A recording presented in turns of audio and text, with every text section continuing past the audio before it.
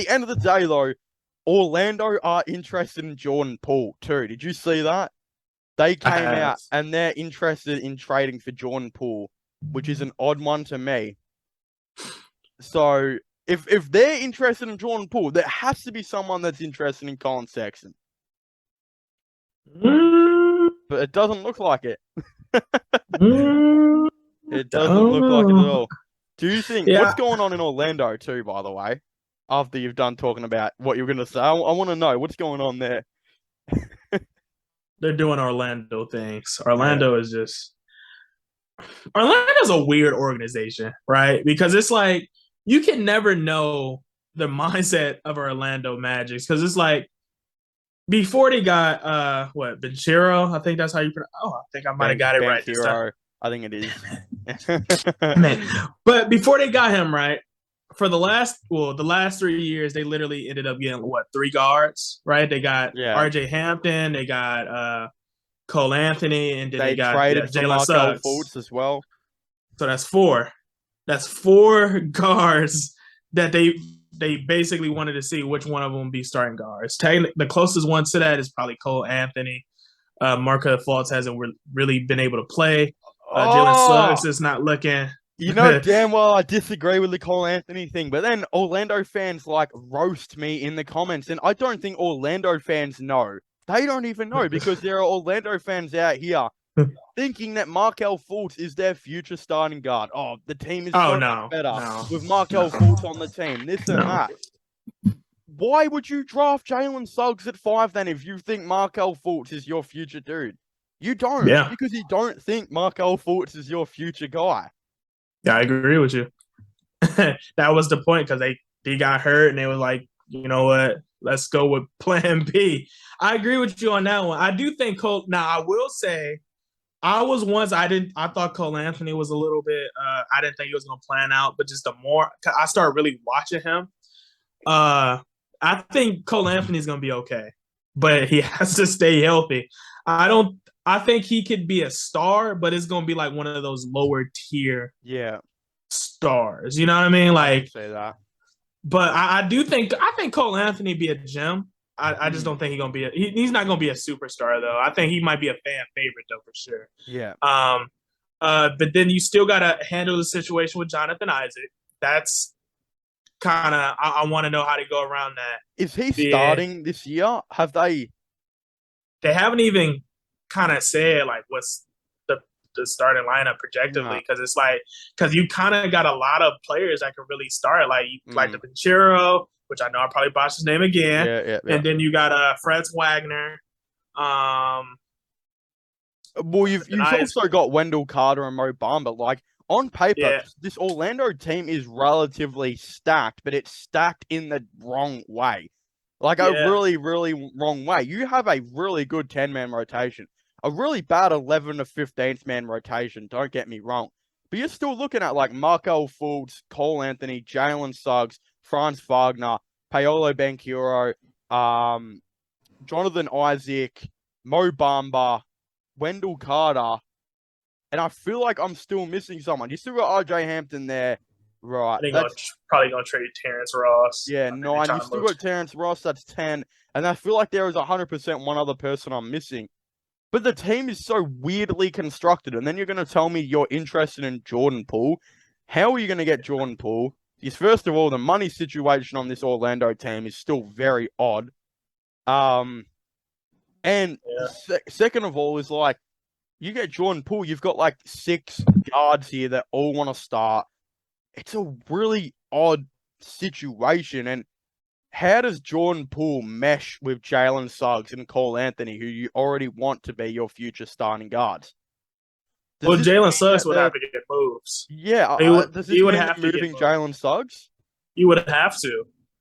And Fultz. So you would have to because you basically got 4 potential starting guards, I right? guess Fultz could kind of come off the bench.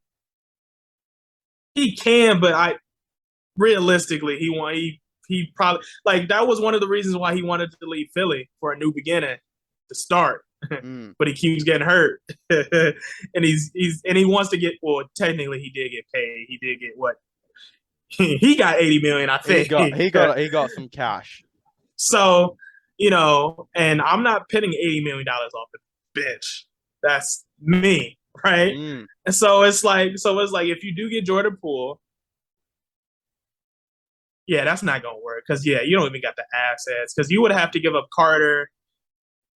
Yeah, you don't got the assets for that. It wouldn't got work. the that wouldn't work. Yeah.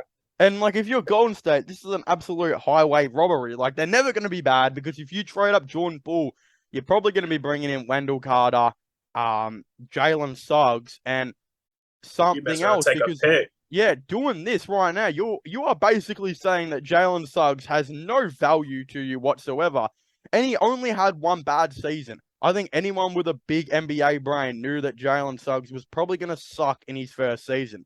That's why another reason why Toronto took Scotty Barnes is because they knew not only was Scotty Barnes going to fit better, but there was always something like odd about Jalen Suggs, and he was always going to transition. It was going to be a hard transition into the NBA. So I feel like everyone knows that, and they're just kind of ruining his value. And it's not like he's that bad of a player. So yeah, I think we can all agree that we don't know what Orlando are doing. But low key, Orlando have some like ferocious fans that will chat and talk mad shit if we if we don't say what they want. They've got some 100% absolute dedicated fans that are low key really good. And I mean, they all argue with each other though, like who's gonna be their starting dude. If you had to say what their starting duo would look like at that guard position, do you think it will be a Markel Fultz, Jalen Suggs, Jordan Poole, or Cole Anthony? Out of those four players, who's going to be the players to start at the 1 and the 2? If you're saying it, Cole would have to be my 1, and then do you think Jordan Poole gets to the team? Yeah, Jordan Poole by default would have to be if he's on the team, he would have to be my 2. I'm not starting Markel Fultz and I'm not starting Jalen Suggs.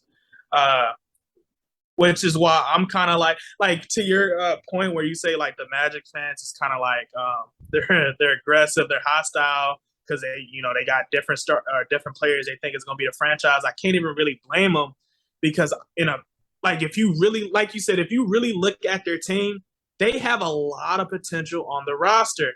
The only problem is Orlando has historically been known to not be able to develop anything as long as they've had gems, which is the problem.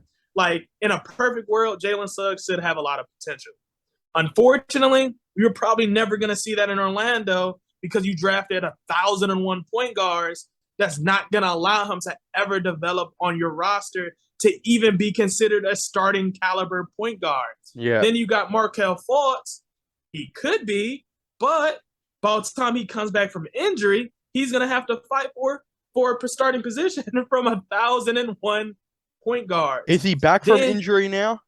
I think he returned at the end of the season and played pretty good. But like at the end of the day, anyone could play good on that Magic team. Yeah, and this is when, if he played, this is when they started kind of like taking Cole Anthony up because they was kind of rested. I know at first I think it was like his toe or something. It was like something bottom half. They was really just trying to make sure Cole Anthony wasn't overexerting himself. Yeah, they didn't want to get him a big time hurt. But it's like right now, you can kind of see Orlando. They're really banking on Cole Anthony. I think Cole Anthony at the very least can be that. But it's like the rest of the team, Jonathan Isaac. A lot of people thought Jonathan Isaac would be their superstar because it was just he could play defense. He had the potential to be a scorer potentially, but could he stay healthy? Then you got Franz Wagner in the middle of the year. He was showing us flashes of potentially being the next star on Orlando Magic. Then that kind of started fizzling out a little bit.